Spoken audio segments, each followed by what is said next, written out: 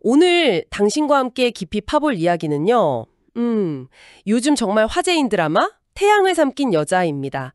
특히 15회까지 내용을 중심으로 여성의 처절한 복수, 그 서막을 다룬 아주 흥미로운 분석글을 좀 살펴볼까 해요. 아, 네. 그 드라마 저도 아주 몰입해서 보고 있습니다. 백설이라는 인물의 서사가 정말 강렬하죠. 맞아요. 이 분석글은 백설이가 행복한 일상에서 어떻게 나락으로 떨어지는지, 그리고 딸 미소의 비극적인 죽음 이후에 복수를 결심하게 되는 그 과정을 아주 잘 짚어주더라고요. 그렇죠. 그리고 그 미스터리한 조력자 스텔라장의 등장까지 앞으로 전개가 어떻게 될지 예측하는 부분도 상당히 흥미로웠습니다. 네. 자, 그럼 이 분석을 따라서 드라마의 핵심 줄기, 그리고 앞으로 우리가 주목해야 할 포인트들을 한번 파헤쳐보죠. 우선 그래서는 이야기의 시작, 그러니까 주인공 백설이와 딸 미소의 그 행복했던 시간을 먼저 보여주죠. 네, 아주 평범하고 소중한 일상이었는데 근데 그게 민강 유통가, 특히 민셀이랑 김선재의 악행 때문에 완전히 무너지잖아요. 아, 김선재. 정말 뭐랄까 입체적이면서도 분노를 유발하는 캐릭터죠. 미소의 친부인데도 어떻게 그럴 수 있는지. 맞아요.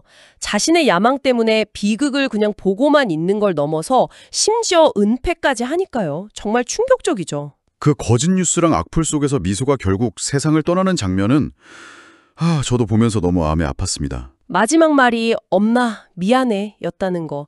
이 분석글에서도 이 부분이 서리를 완전히 바꿔놓는 결정적인 순간이라고 강조하더라고요. 그렇죠. 이 일로 서리가 목소리까지 잃을 정도로 절망에 빠지지만 역설적으로 이게 바로 복수를 결심하는 어떤 계기가 되는 거죠. 네, 그래서 민강유통 신사업 출범식에서 서리가 모든 걸 터뜨리려고 했던 그 장면, 이 글에서는 그걸 복수서사의 완벽한 터닝포인트로 보고 있더라고요. 여기서 이 분석이 되게 흥미롭게 보는 지점이 있어요. 서리의 그 깊은 슬픔이 그냥 주저앉는 감정이 아니라 복수를 위한 아주 강력한 동력, 그러니까 분노의 불꽃으로 변하는 과정이라는 거죠. 아, 분노의 불꽃.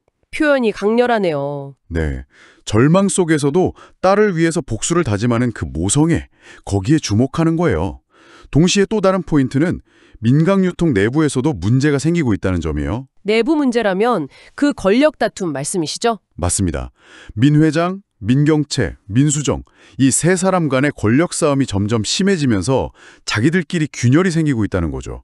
이게 어쩌면 서리의 복수가 성공할 수 있는 외부 환경이 만들어지고 있다는 신호로 볼 수도 있고요. 아, 그렇군요. 내부의 적이 스스로 무너지고 있는 셈이네요.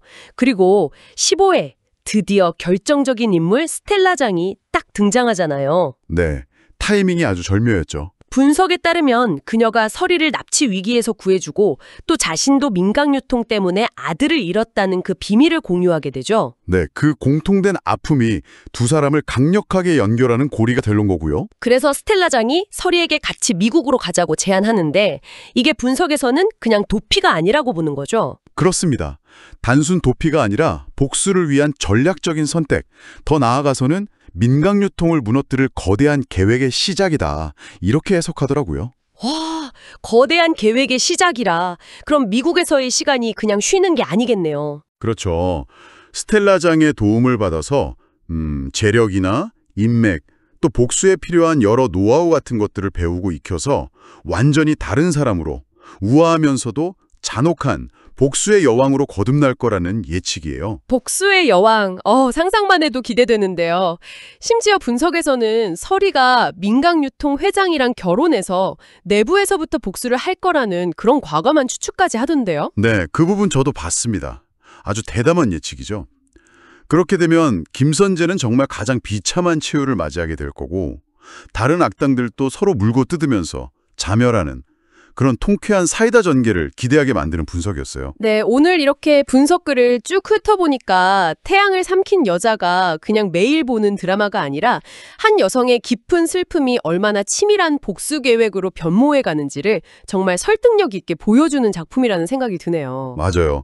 그리고 스텔라장이라는 그 강력한 조력자의 등장이 복수국을 완전히 새로운 국면으로 이끌고 있고요. 앞으로 정말 어떻게 될지 궁금해집니다. 이 분석에서 예측하는 것처럼 서리가 그 잃어버린 목소리 대신에 어떤 다른 방식으로 복수를 펼쳐나갈지, 또 악인들의 최후는 과연 어떻게 그려질지 이런 부분들을 지켜보는 게 중요한 포인트가 될 것 같아요. 네, 오늘 함께 나눈 이야기 외에도 이 분석은 당신에게 또 다른 질문 하나를 던져주는 것 같습니다.